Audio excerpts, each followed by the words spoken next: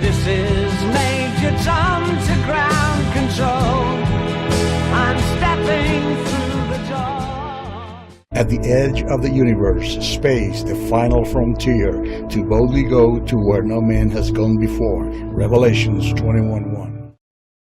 Por lo tanto, las Naciones Unidas están pensando en otra línea de pensamiento, por decirlo así, de una manera global. Entonces pueden creer en Dios y ponen a Dios a un lado, digamos, por si lo necesitan, pero cuando llegan al punto de Israel, porque Dios no pone a Israel no pone a Dios a un lado, sino que Israel está continuamente, los ortodoxos están continuamente agarrados a él. El Mesías, hay que construir el templo, hay que hacer esto, hay que hacer lo otro, hay que recuperar la tierra que Dios nos dio por heredad. Se la dio a Moisés, ahí está la prueba. En Hebrón está la cueva de Macpela, en Hebrón están los huesos de Moisés, de Sara, de Isaac, de su esposa. ¿Me está entendiendo? Algunos dicen que ahí están hasta los huesos de Adán y Eva. Gloria a Dios. En la cueva de Macpela. Y Abraham tuvo la oportunidad de recibirla gratuitamente, pero él les dijo no a ellos, les dijo no, véndemela por precio. ¿Cuánto vale? No, te la queremos dar. ¿Por qué? Porque lo regalado después se puede reclamar. ¿Me está entendiendo? ¿Me está entendiendo? David dijo, aprendió, no le daré nada a nadie, a Dios, que no me cueste ¿qué? Algo. Abraham insistió, ¿cuánto? 400 ciclos de plata. 400 ciclos de plata. Eso quedó ahí registrado. Abraham compró a Hebrón y compró la cueva. Cuando las Naciones Unidas vienen a decir que Israel está quitándole tierra a los palestinos, no tiene ningún fundamento bíblico para decir eso. Pero Israel sí lo tiene, porque ellos siguen agarrados al Dios de Abraham, de Isaac y de Jacob. Entonces, esa forma de pensar, esa línea de pensamiento, obviamente está extendida, abre sus brazos hacia las naciones de la tierra. Pero a Israel no la miran con desdeño, porque Israel está agarrada de ese Dios invisible. Pero ¿qué dijo Dios? El que toca a Israel está tocando la niña de mis ojos. Hay de aquellos que se levantan, se levantaron, se levantan y se levantarán contra Israel. Pero no vine a hablarles de eso.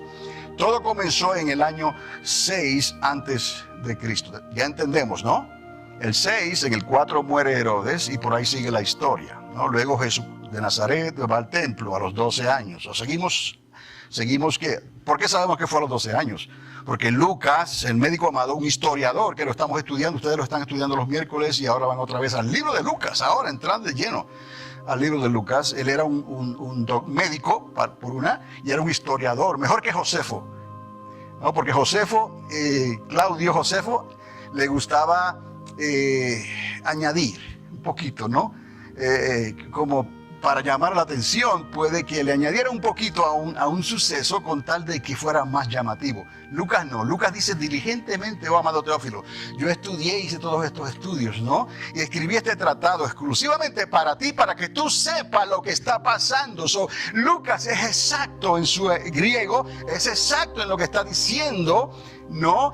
Y entonces hace los cómputos históricos, es lo más exacto que pueda. Cuando hablamos entre Josefo y Lucas, Lucas es mejor. Y es mejor porque tenía el Espíritu Santo, era un creyente que se convirtió. Y lo podemos llamar hasta, en cierta manera, hasta un apóstol, porque fue enviado juntamente con Pablo, aunque no lo reconocieron como apóstol, pero sí en su función lo hizo, además de médico.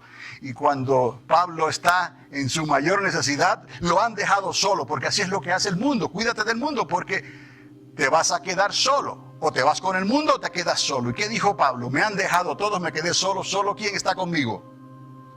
Lucas está conmigo. ¿Me está entendiendo? El nacimiento del Mesías prometido el 6 antes de Cristo, la sangre derramada de niños inocentes. Aquí puede haber un paralelismo.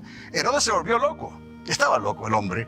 Dice Raquel lloraba por sus hijos, desamparada porque no habría quien la consolara. Raquel era una de las esposas de Jacob. Sus hijos, porque era la región de Belén Efrata, esa región, ahí ocurrió una matanza.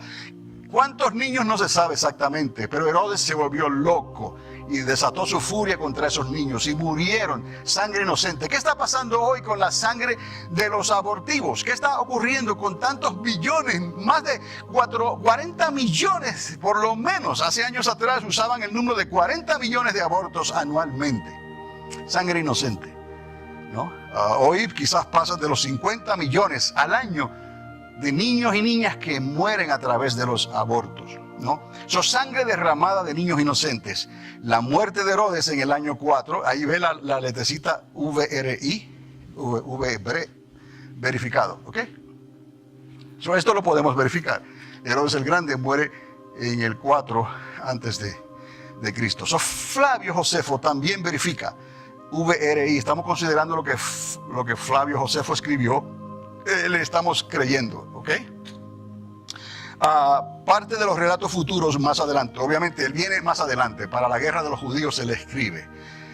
Y la huida y regreso a Egipto, esto lo vemos en la Biblia, que José y María huyen a Egipto y regresan a Egipto. Pero ¿qué dijo la palabra de Dios? La suma de la palabra es la verdad. ¿Qué dijo la palabra de Dios? De Egipto llamé a quién? A mi hijo, ¿verdad? De Egipto llamé a mi hijo. Ahí está, amados, a Dios no se le va una. Por eso dice que ni una jota ni una tilde. Su palabra no cae en tierra, ¿no? Ni retornará vacía a su boca, sino que hará siempre lo que Dios le envió a hacer. Judea es incorporada en ese tiempo, como si, digamos, en el día en que Alamogordo se incorporó como ciudad, en este condado de Otero. En ese año 6, y también es verificado, ¿no? Judea es incorporada como provincia al Imperio Romano. A veces pensamos en todo lo que pasó, vemos la película de la Pasión de Cristo y vemos todas estas cosas. Y se nos olvida que los romanos estaban llevando su vida, sus fiestas, sus compras, sus ventas, sus retiros, sus agendas. Ellos siguieron normalmente como si nada hubiese pasado. ¿Y qué? Decían ellos, ¿quién es ese Jesús de Nazaret? ¿Qué les importaba? Pilato porque estaba ahí.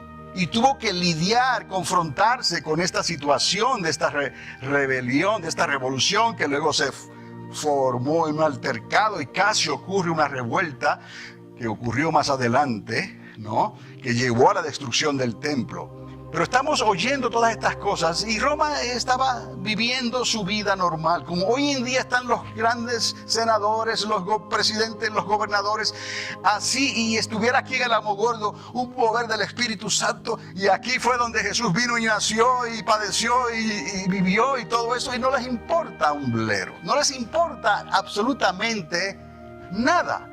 Así estaban ellos, pero alguien se dedicó a escribir y ciertas de estas cosas quedaron entonces anotadas. La incorporación del territorio de Judea al Imperio Romano en el 6 después de Cristo. Esto fue un cambio notable entre la política de los judíos, aquí vemos otra vez, su religión y la política del Imperio Romano que los gobernaría. Este cambio notable también fue registrado, no solamente por varios historiadores y lo que llaman padres de la iglesia que escribieron de estos datos. Jesús se queda 3 días en conferencia con los doctores de la ley. Aquí pasa algo, amados, porque ni José y María se habían enterado. Y el jovencito de 12 años, ¿por qué sabemos que 12 años? Porque Lucas da la edad. ¿Estamos? 12 años. Todo esto tiene sentido, se va acomodando. Puede usted llevarlo hacia atrás. Si era 12 años, entonces, ¿no? En el año 4 muere Herodes. En el año 6 nace Jesús. De 6 a 6, cuando lo contamos de esa manera, nos da ¿a qué? A 12. ¿Estamos? Entonces, todas estas cosas sí podemos nosotros llevarlas hasta ese punto también. El asunto aquí es que hubo un cambio notable y podemos decir, ¿por qué Jesús se quedaría con los doctores de la ley en ese momento dado en que el Imperio Romano venía entonces a gobernar y a regir más directamente sobre la provincia ahora romana? Porque ahora le pertenecía ¿a quién? A Roma legalmente, con poder, con autoridad y con papel. Jesús se queda 3 días en conferencia con los doctores de la ley. Ahora, este jovencito de 12 años, y es durante la fiesta de la Pascua, sorprende a los intérpretes de la Escritura con sus preguntas y respuestas. Y esto lo encontramos en Lucas capítulo 2. Esto ocurre en el año 6, que Jesús cumple sus 12 años. Probablemente la costumbre judía era, ¿se acuerdan de la presentación a los 8 días? ¿No? De la circuncisión, la presentación, el nombre, todas estas cosas. Pero ocurre algo a los 12 años también, que entonces el niño se le da la responsabilidad ya de un hombrecito. Y le llaman un bar mitzvah, le llaman los judíos. Y de hecho, en este sábado, que mataron 11 judíos en la sinagoga, estaban celebrando un bar mitzvah. Esto es trágico, amados, porque la gente no espera esto, que entre una persona de momento con una metralleta y comience a matar personas. Y ellos estaban simplemente orando y celebrando esto mismo, un bar mitzvah. Lo que pasa que era un sábado, es el día en que ellos se reúnen en la sinagoga, como nosotros nos reunimos los domingos. Entonces, nos damos cuenta de estos detalles. Estarían preocupados por la nueva soberanía de los romanos sobre su cultura y prácticas religiosas. ¿Y quién mejor que Jesús de Nazaret, el Hijo de Dios? ¿No? Con la sabiduría que el Espíritu Santo le estaba dando ya a la temprana edad de los 12 años, ¿no? Para hablar estas cosas, lo que decimos por ahí, lo que se dice escatología, ¿no? Los estudios de los últimos tiempos. Y ahí tenemos al Imperio Romano, la bota fuerte, ¿no? Finalmente, ahora, legalmente, sobre la pequeña provincia de Judá, que fue incorporada en ese mismo año. Quizás estaban hablando de eso. ¿Me está entendiendo? ¿Cuál sería el tema? Podemos hacernos la pregunta. El tema de su conversación. Y fueron 3 días completamente ajenos a José y María. Plus 100,000 miles.